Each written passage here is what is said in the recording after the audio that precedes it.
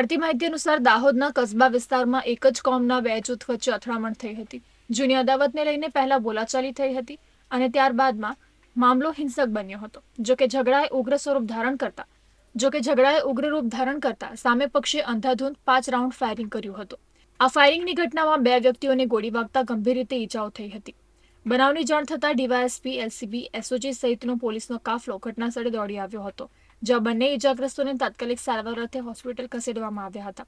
હાલ તો પોલીસે વિસ્તારને કોર્ડન કરી સમગ્ર મામલે તપાસ શરૂ કરી છે. જોકે એક જ કોમના 2 જૂથ વચ્ચે થયેલી અથડામણના કારણે સમગ્ર પંથકમાં ફફડાટ ફેલાયો છે.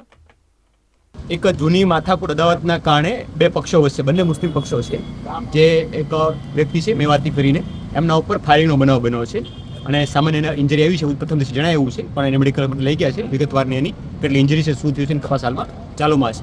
અને જે ફાયરિંગ કરનાર વ્યક્તિઓ છે, એજાજ અને ઇર્દિશના નામ પ્રથમ દ્રષ્ટિએ સામે આવી રહ્યા છે, એમના ઉપર પોલીસ કાર્યવાહી ત્યારે કરશે અને આગળની ફરિયાદ લેવાની કે આરોપીને પકડવાની કે અન્ય પુરાવા મેળવવાની કામગીરી હાલમાં ચાલુમાં છે. કેટલા લોકો ઘાયલ છે સાહેબ?